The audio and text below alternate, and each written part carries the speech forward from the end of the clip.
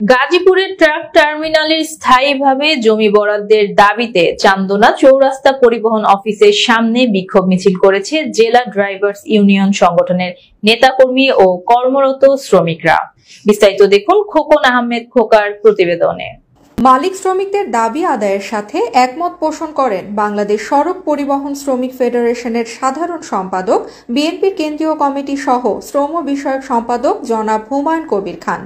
এই সংগঠনের সাধারণ সম্পাদক হাজী আব্দুল মোতালেব বিক্ষোভ মিছিলে নেতৃত্ব দিয়েছেন। বাসন থানা বিএনপির সহ শ্রম বিষয়ক সম্পাদক জনাব সাইফুল বাশার ফিরোজ সহ গাজীপুর জেলা truck pick truck lorry drivers ইউনিয়নের হাজার হাজার মালিক শ্রমিকদের অংশগ্রহণে বিক্ষোভ মিছিল করে। শ্রমিক নেতা বলেন, বিগত সময়ে জেলা প্রশাসকের কাছে জমি স্থায়ীভাবে বরাদ্দের জন্য আবেদন করলেও দিচ্ছে করে আশ্বাস দিয়েছেন, কিন্তু বাস্তবতা ভিন্ন। দ্রুত সময়ে আমাদের দাবি বাস্তবায়ন না হলে গাজীপুরের ট্রাক টার্মিনাল শ্রমিকরা রাস্তাঘাট বন্ধ করতে বাধ্য হবে। আরও বলেন, দীর্ঘদিন যাবৎ ট্রাক টার্মিনালের স্থায়ী জমি নিয়ে কালো ধোঁয়াশা চলছে। আশা করছি বর্তমান সরকার বিষয়টি বিবেচনা করে ট্রাক টার্মিনালের নামে স্থায়ীভাবে জমি বরাদ্দ দিবেন।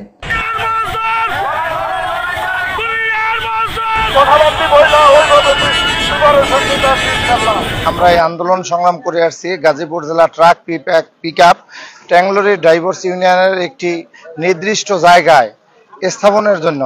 আমাদের টার্মিনালের দাবিটা অদ্যাবধি আগের জেলা প্রশাসক মহোদয়ের কাছে একের অধিকবার আমরা এসেছি। আমাদেরকে প্রতিনিয়ত আসার পরেই বলতো আজ হোক, আজ আসেন, কালকে আসেন, এরকম করে কালক্ষেপণ করে অদ্যাবধি আমাদের এই টার্মিনালের স্থায়ীভাবে জমি বন্দোবস্তর কোনো সুরাহা তারা দেয়নি।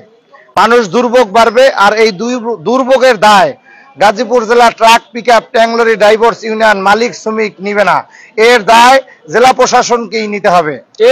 আমাদের দাবি অত্যন্ত সুস্পষ্ট। আমরা যে অবস্থানে আছি এই জায়গাটা আমাদের গাজীপুর জেলা ট্রাক পিকআপ ট্যাংলরি ড্রাইভার্স ইউনিয়নের নামে বরাদ্দ দিতে হবে। আমি কাগজপত্র পুঙ্খানুপুঙ্খানুভাবে দেখেছি। সড়ক পরিবহন শ্রমিক নন, সড়ক পরিবহন শ্রমিকদের কেউ সহজে জায়গা দিতে চায় না, কেউ মেনে নিতে চায় না।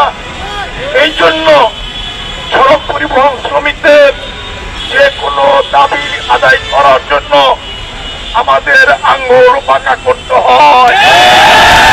আপনাদের কাছে পরিষ্কার হবে আমি নির্দেশনা দিয়ে যাচ্ছি, আমাদের এই ট্রাক টার্মিনালের কাগজপত্র যে পর্যন্ত বন্দোবস্ত করে না দেওয়া হবে